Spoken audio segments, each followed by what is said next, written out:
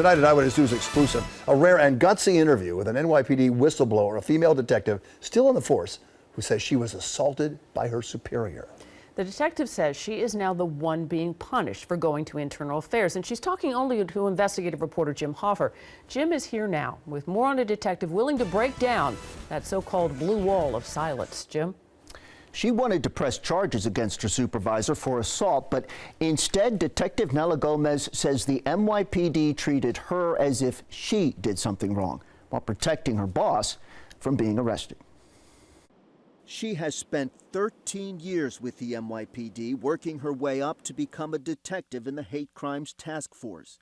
Being a detective has been a lifelong dream for Nela Gomez. I always wanted to be a police officer, always. I always wanted to protect. I always wanted to help people. Detective Gomez says she was assaulted at work about 2 weeks ago at the 7th Precinct by her supervisor, Lieutenant Robert Delaney. She says suddenly, and for reasons she still can't explain, he snapped, slamming his office door on her as she tried to leave. When the door hits me and now I fly to the floor and I land on the corner on my left side, now I'm devastated. I'm terrified, first of all. Detective Gomez fled the office and then immediately called internal affairs. I specifically stated that he assaulted me and that he hit me with the door, and I showed them. I showed everyone that was looking the pictures of the bruises I had on my legs. Those pictures show black and blue bruises on her legs and even on her back and shoulders from the door hitting her and from the fall. But she says from the start, the NYPD seemed more interested in protecting the accused supervisor than the victim by downplaying what happened. He says we're here to investigate a verbal dispute. After he titles it, I interject and I say, this is not a verbal dispute, it was an assault. Detective Gomez says she was at the precinct for more than 13 hours when investigators demanded that she surrender her gun and badge. She secretly recorded it.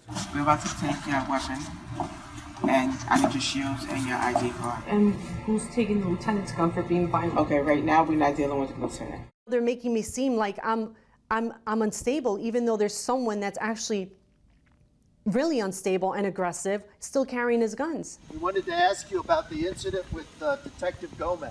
We wanted to hear Lieutenant Delaney's explanation for what took place. You're saying you did not assault her? No, sir. Detective Gomez knows the history of the few NYPD whistleblowers whose careers have been derailed for speaking out. But she says at this point, she has nothing to lose. How are you supposed to trust people like that?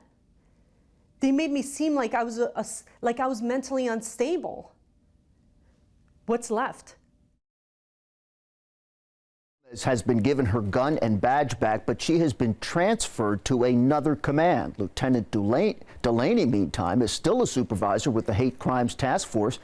The NYPD had a 6-word response to our questions about all of this, a spokesman saying, quote, "This is an ongoing internal investigation."